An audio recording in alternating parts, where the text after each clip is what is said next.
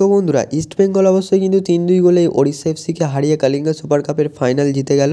And তারা কিন্তু 12 বছর পর এক্ষেত্রে কোনো ট্রফি জিতলো আর কি। তো এক্ষেত্রে তারা কিন্তু কালিঙ্গা সুপার কাপের ফাইনালে উঠেছিল, কালিঙ্গা সুপার কাপ না, আগে ছিল হিরো সুপার কাপ। তো সেই সুপার কাপের ফাইনালে উঠেছিল 2018 সালে। তো সেইবারে কিন্তু তারা হেরে গিয়েছিল অ্যান্ড সে 2024-এ তারপরে উঠলো অ্যান্ড 2024-এ তারা ফাইনাল জিতলো ওড়িশা এফসিকে হারিয়ে। তো একটা থ্রিলার ম্যাচ বলাই চলে।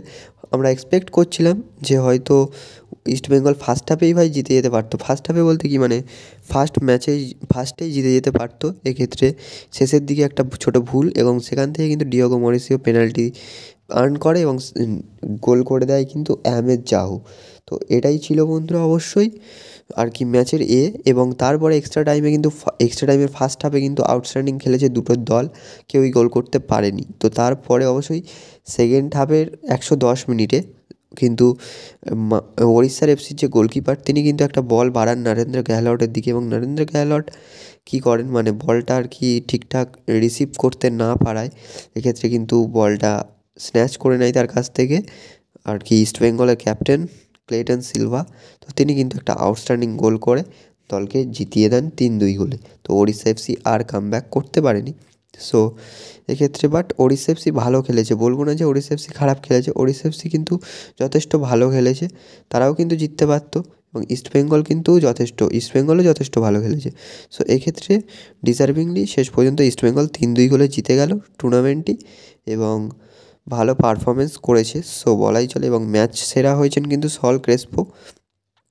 এবং কিন্তু এই ম্যাচে কিছু কন্ট্রোভার্সিয়াল ডিসিশন দেখা গিয়েছে রেফারির দিক থেকে।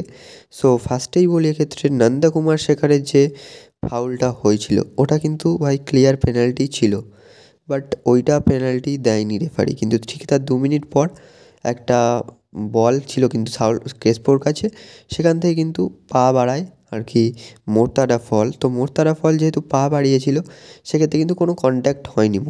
অনেকে বলছে 50-50, বাট ওটা 50-50 ছিল না। মোর্তাডা ফল হচ্ছে পাটা বাড়িয়েছে, কোনো কন্ট্যাক্ট হয়নি এবং সেখান থেকে কিন্তু গোল করে দেয় মানে পেনাল্টি পেয়ে যায় ইস্ট বেঙ্গল। তো এটা কিন্তু একটা কন্ট্রোভার্সিয়াল ডিসিশন বলাই চলে রেফারির দিক থেকে। সো রেফারির দিক থেকে এই যে দিকগুলো এইগুলো রেকটিফাই করলে কিন্তু ভাই আর সত্যি কথা ভাই মানে প্রতিদিন বলে ভাই হয়ে গেছে। এক্ষেত্রে রেফারিদেরকে আর ভাই ইমপ্রুভমেন্ট করা সম্ভব না সিরিয়াসলি। সো এক্ষেত্রে ঠিক তার 2 মিনিট পর হয়তো ভাই ওড়িশা এফসি ফার্স্টে ভালো খেলতো, মানে ওড়িশা এফসি কিন্তু 10 জনে খেলে কিন্তু সেকেন্ড গোলটা শোধ করেছে। ততক্ষণ অবধি ইস্ট বেঙ্গল কিন্তু একটা প্লেয়ার নিয়েই খেলছিল, 11টা প্লেয়ার নিয়ে খেলছিল ইস্ট বেঙ্গল।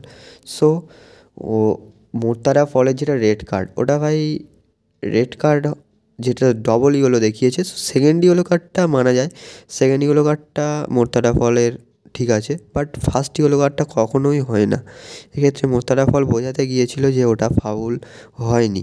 তো সেটা আর কি ভাই মানে তুমি ডিসিশান দিয়ে দিয়েছো, বাট এক্ষেত্রে একটা কন্ট্রোভার্সিয়াল ডিসিশন, বাট তুমি এক্ষেত্রে রেড কার্ড ইয়েলো কার্ড দিয়ে দিলে, ওটা ভাই হয় না, ঠিক আছে।